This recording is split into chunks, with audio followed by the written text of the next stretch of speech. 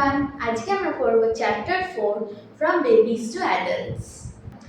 এই চ্যাপ্টারটাতে আমরা mainly discuss করব reproduction, need for reproduction, how do animals reproduce, how do animals ensure their baby safety and life cycle।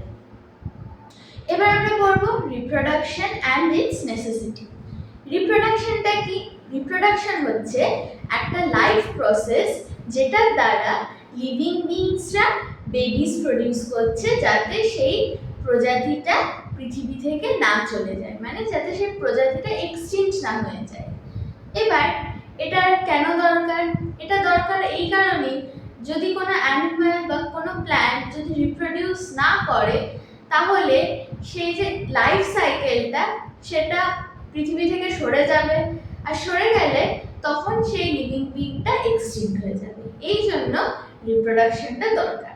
তো কেউ যদি জিজ্ঞেস করে যে what do you understand by reproduction, তখন কিন্তু এই কি পয়েন্টগুলো ইনক্লুড করতে হবে। এই পয়েন্টগুলো ইনক্লুড করতে হবে। ফার্স্ট হচ্ছে it's a life process. Life process ওয়ার্ডটা ইনক্লুড করতে হবে। তারপরে living beings give birth to young ones, এই কথাটা কিন্তু ডেফিনেশনে must. Increase their number, helps to survive and continue life। এই কিওয়ার্ডস গুলো যদি ডেফিনেশনে থাকে তাহলে কিন্তু রিপ্রোডাকশনের ডেফিনেশনটা কারেক্ট হবে। এবার যদি কেউ জিজ্ঞাসা করে what is the need of reproduction, তখন কি কি পয়েন্ট ইনক্লুড করতে হবে? helps to survive, continue life, prevents extinction। এই তিনটে পয়েন্ট কিন্তু ইনক্লুড করতেই হবে অ্যানসারে।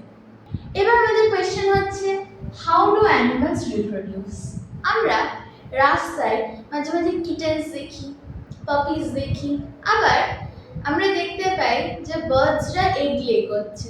তার মানে এটাই দাঁড়ায় যে সব অ্যানিমালসরা কিন্তু একইভাবে রিপ্রোডিউস করছে না, সব অ্যানিমালসের আলাদা আলাদা ওয়ে আছে রিপ্রোডিউস করার। এই দুটো প্রসেস হলো ফার্স্টে giving birth two live young ones, মানে যেরকম আমরা দেখি হিউম্যান বেবিস বা কিটেন্স, পাপিস, এগুলো কি লিভ ইয়াং ওয়ান্স, এগুলো কিন্তু এগ থেকে হ্যাচ করছে না।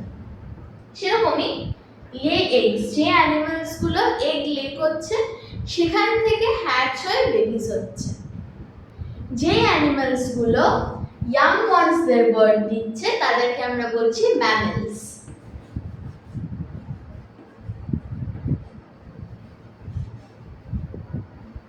ম্যামেলসের অনেকগুলো ক্যারেক্টারিস্টিক আছে যেটা অন্য অ্যানিমালদের থেকে আলাদা।